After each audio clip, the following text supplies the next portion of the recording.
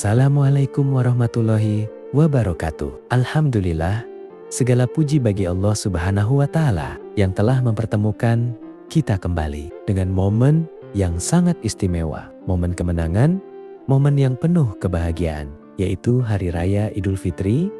Salawat serta salam semoga senantiasa tercurah kepada junjungan kita Nabi Muhammad SAW, sosok teladan terbaik sepanjang masa. Sahabat muslim yang berbahagia, setelah sebulan penuh kita menjalani ibadah di bulan Ramadan, menahan lapar, dahaga, dan hawa nafsu, kini tibalah saatnya kita menyambut hari kemenangan. Namun, pernahkah kita bertanya dalam hati, bagaimana sebenarnya Rasulullah menyambut Lebaran? Apakah dengan kemewahan, pesta besar, atau justru dengan kesederhanaan yang penuh makna? Mari kita simak Lebaran yang dicontohkan Rasulullah. Yang pertama, Lebaran dimulai sejak malam takbiran. Rasulullah menghidupkan malam tersebut dengan takbir, mengagungkan nama Allah.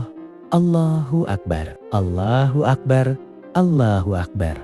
Bukan dengan hura-hura, bukan dengan hiburan yang melalaikan, tetapi dengan zikir yang menenangkan hati. Malam itu adalah malam penuh rasa syukur. Syukur karena Allah telah memberi kekuatan untuk menyelesaikan Ramadan. Syukur karena masih diberi kesempatan untuk bertaubat. Dan syukur karena masih bisa merasakan nikmat iman. Yang kedua, menyambut pagi dengan kesucian. Ketika pagi Idul Fitri tiba, Rasulullah memulai hari dengan mandi, memakai pakaian terbaik yang dimiliki, dan menggunakan wewangian. Namun, perlu kita pahami, terbaik di sini bukan berarti mahal atau mewah, tetapi bersih, rapi, dan pantas. Inilah indahnya Islam, mengajarkan kita tampil baik di hari raya tanpa harus berlebihan. Yang ketiga, makan sebelum salat Idul Fitri, satu sunnah yang sering kita lupakan.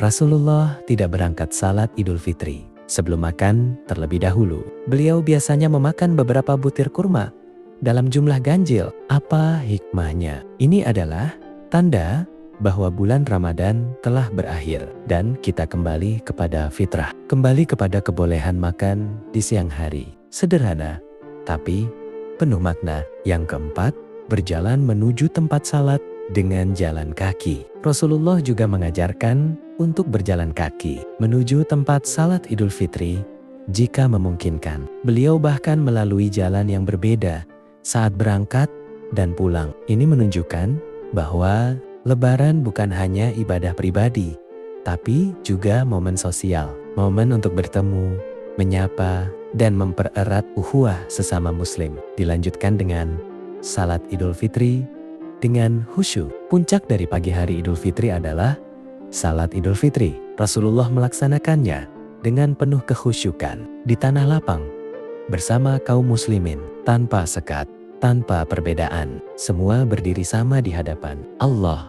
Inilah gambaran persatuan umat Islam. Tidak ada kaya atau miskin, semua sama, semua hamba Allah. Setelah salat Idul Fitri, Rasulullah menunjukkan kebahagiaan. Namun, dengan cara yang sederhana, beliau tersenyum, menyapa sahabat, dan berbagi kebahagiaan. Bahkan, dalam beberapa riwayat, anak-anak kecil bermain dengan riang, dan Rasulullah membiarkan mereka menikmati hari itu.